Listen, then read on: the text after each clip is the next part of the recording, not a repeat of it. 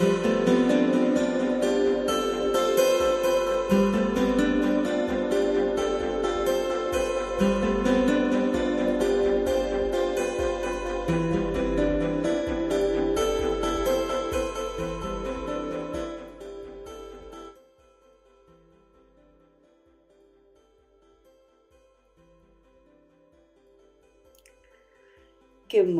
morning, MindFit mornings, and it's Friday. What a lovely week. Have you, everyone had a productive week? I know mine's been super productive. I've been creating like a boss.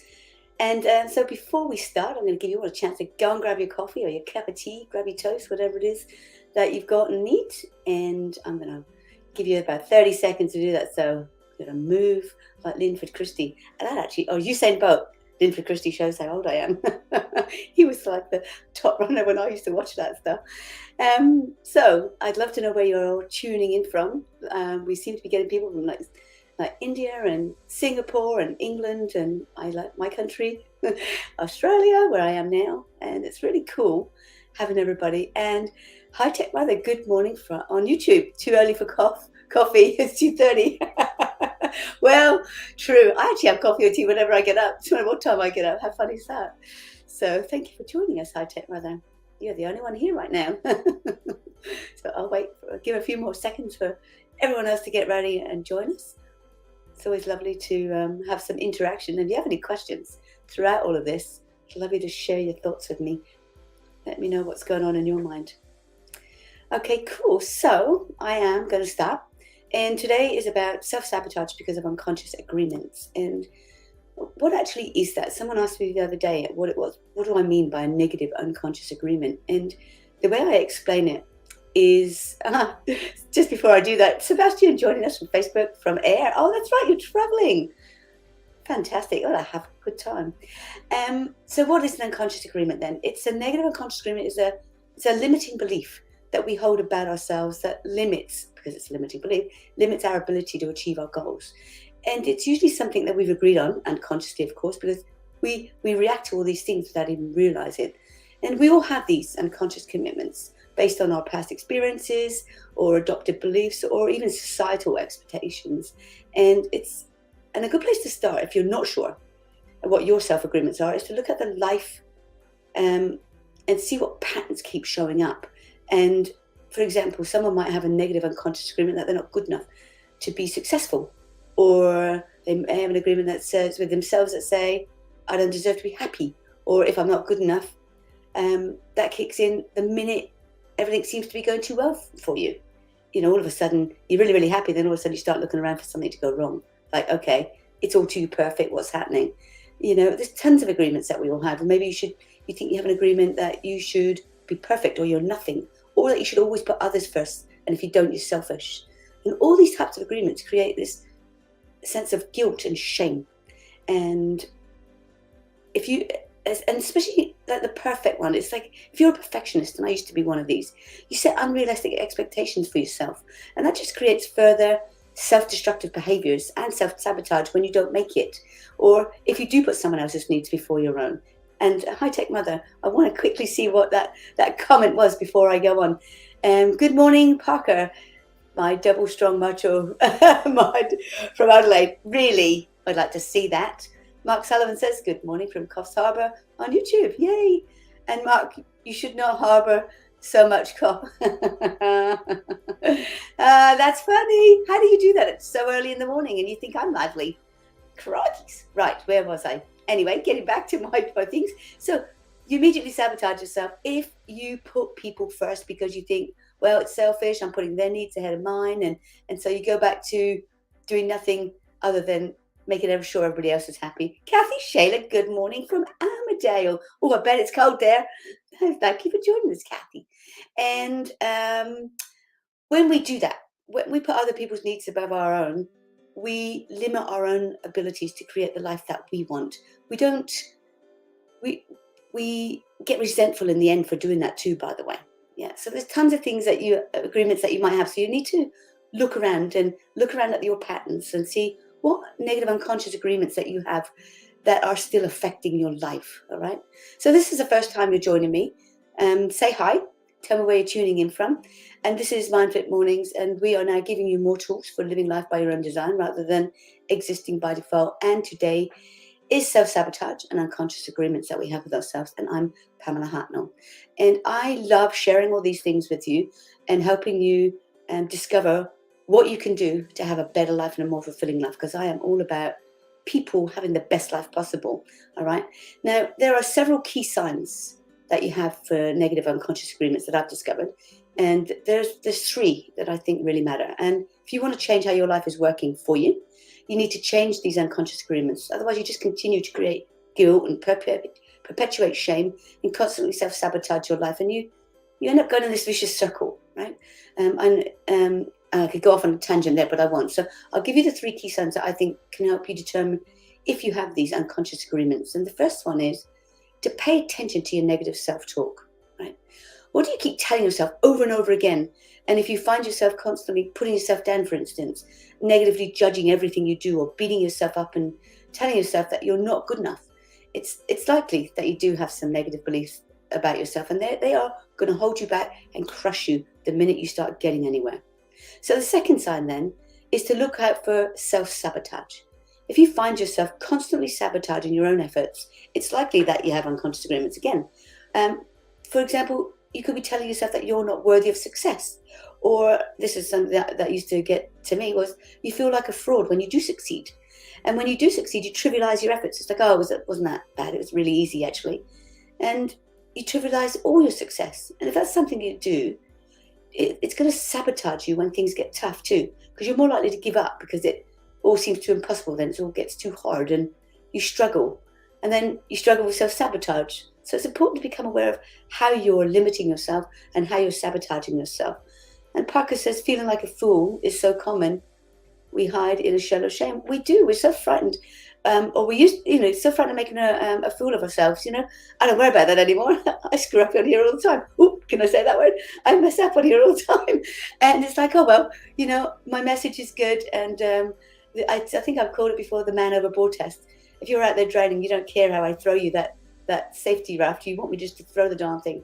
So, and if people are judging me anyway, they're not our people. So if people are judging you in your life, maybe they're not your people either. So the process then for identifying all these things is worth it. You have to start the work and change it, okay?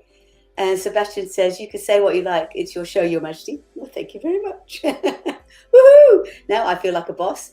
All right, so then there's the third one. The third one is lastly, to pay attention to your emotions, okay? So that's the third sign. Pay attention to your emotions. If you're feeling guilty or ashamed for your accomplishments, feel like, oh, I shouldn't have, whatever it is, okay, you shouldn't feel as happy as you are. Again, you've probably got some unconscious beliefs that are causing those emotions. Because one of the main reasons why people feel guilty or ashamed of their accomplishments is because they have these negative beliefs about themselves. And these beliefs are based on, obviously, past experiences, but they can also be generalizations that the person's made about themselves. Either way, the negative beliefs bring up strong feelings of guilt and shame when you accomplish something. So let me give you an example. Someone who has a negative belief about themselves might feel guilty about getting a promotion at work, right? They may feel like they don't deserve it, or they just got it because of luck, or they knew the boss, or whatever, which obviously leads to other feelings of shame and inadequacy. So alternatively, someone might feel ashamed of their accomplishments because they think others will judge them, because they think they're not good enough, or if they do get the job and they're proud of themselves, they feel like they may be seen as bragging, which also leads to shame. And I'll give you an example for myself here. I felt like a lot of this guilt, shame about all of my accomplishments, especially studying law for 6 years, and finally, doing my finals at the Law Society and becoming a legal executive. I felt that final exam at the Law Society must have been the easiest ever been because I passed. I gave myself no credit for the fact that for 6 years I worked really, really hard studying while I worked full-time, was an active parent to 2 beautiful children, and coaching in the evenings. And that's without all the household stuff of running around and doing all of that. And being ridiculed, I believe, and being beaten as a child, or being a big head and a show off because I came home from school and I was really excited that I had my straight A's on my report. That created all of that feeling of like, you can't be proud of yourself. You can't be proud of your own accomplishments. Because my parents, especially with education, didn't value it in the slightest than my mother. In fact, my mother used to say things like, I was sitting on a gold mine, and I had no idea what that meant. So I was in my late 40s. So my succeeding at school was a double-edged sword, right? I love learning and sharing, but it only brought me pain.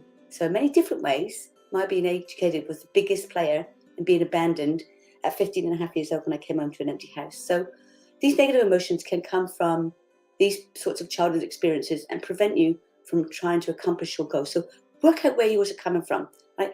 Recognize where those negative emotions are and work on changing those beliefs. Because if you don't, you'll never get where you want to go. You'll never appreciate the work that you put in, like I did with my law degree. And there's so many things I've worked out that I've done that with so many things. So until I began breaking down that task of those unconscious agreements. So I want to ask you, what are your thoughts on this? How do you think we can break free from these chains of unconscious agreements? And put a comment in the box. And Parker, thank you. I took a while accepting my role as director at the age of 19. Now I'm 24 and I'm fine with being a CEO. And you do a jolly good job of that too, Parker. So it is funny, isn't it, how it makes us doubt ourselves. Tuning in after many days, says August. So excited. Hello from Russia. Woohoo! Fantastic. I want to go there. I want to go behind that curtain. So fantastic then. So to recap, self-agreements are a powerful way to shape your life. And if you're not happy with your current situation, I want you to take a good look at the agreements that you have with yourself and see if there's anything you can change. Oh, August says not Russia, just calling Melbourne Russian. Oh, Russian cold. I didn't see that last bit. Sorry, August. Darn. I still want to go to Russia. And tuning in after many days. Got it. Okay, I didn't see the last bit. See? Flipped out. And thank you for joining us from LinkedIn. So, all right then. There are 5 things that you can do to start that process. And they are: acknowledge that you have negative beliefs and unconscious agreements. Don't just accept them and stop firing off at people. And you've got them when you go zero to hero in about 30 seconds. Like you just immediately jump up to defend your stance on whatever you have on things. So the second one is determined. How does one acknowledge when we're in denial? That's a good question, August, because if you're in denial, then you're going to have to keep looking at the impact that denial is having for you and work out if you want to change it, how much it's impacting life, what effect it's having, and you can either continue living with the effect and the impact, or you can take a step back and go, that's actually controlling my thinking, that's controlling how I feel about myself. Do I like it? No. Okay, then I can go about change it. So determine what those beliefs and commitments are. Yeah, that's the second of the 5 ways, and I hope that answers your question. I know I got to be short for time, so I can't give you the longest answer that I would like to, but I do that in my more extensive training. So the third thing then is to work on changing those beliefs and commitments, and that obviously may involve therapy or other self-exploration work, but journaling is a good thing to do. And the fourth one is to be patient with yourself, because it does take effort, and it's not always good to face those things that you've been in denial about forever. Sometimes it's easier just to go with it and I'll deal with it next time. But then every time you do that, you reinforce that acknowledgement, that agreement that you have with yourself that you're not good enough. So if you have an agreement that you're not good enough, then step back and go, where did I get that from? And is it really true? Where's my evidence that supports that? Okay. And then the 5th way is to reward yourself for making progress, for changing your negative beliefs and unconscious commitments. And that will help keep you motivated. So to wrap up then, repetition is the mother of skill. So I'll repeat that one more time. It's important to recognize and work on changing the negative beliefs that are silently sabotaging you. Because especially when they cause you feelings of guilt and shame, right? Because those emotions will prevent you from trying to accomplish your goals, and they'll cause you to give up when things do get tough if you are trying to work towards something. But if you're able to change those negative beliefs, you can stay on the course, and then even when the going gets tough, you're more likely to succeed at whatever you want in life. And that has a lot to do with your why, and I've dealt with that in other trainings as well. So how do you suggest rewarding ourselves? Parker says, that's a good question, because it's like different for everybody. I know that I would reward myself by taking a complete day off doing work, go for a walk along the beach, maybe go for a swim, and do something like that, something with nature, or just go riding my bike or something, or go climbing. So it depends on what lights you up, what makes you feel good. And it could be just something as simple as having a bath and putting candles around, and I can't stand that, because I don't like being in the water. I get in, I think I set it all up with the candles, my glass of wine, I get in and go, okay, get out again, because I don't know what it is. I don't like being in there. So there's obviously something in there, but whatever it is. And so whatever lights you up, whatever makes you feel good, reward yourself. It doesn't have to be big, tiny, tiny. And that's it for me today. Remember to do something every day that works towards changing your mindset. So get MindFit so you can go after what you want in life. And I will be here again on Monday, working on overcoming barriers and defying those patterns. So thank you as always for being here. Be sure to join my online community, and subscribe to my YouTube channel and share it with others, because there are so many people out there that just need to hear something positive in the mornings and something to help lift them out of the hole they may be in. And my greatest wish for you is for you to be MindFit so you can live your best life, live it with passion, reset, be authentic, and be you. Bye for now.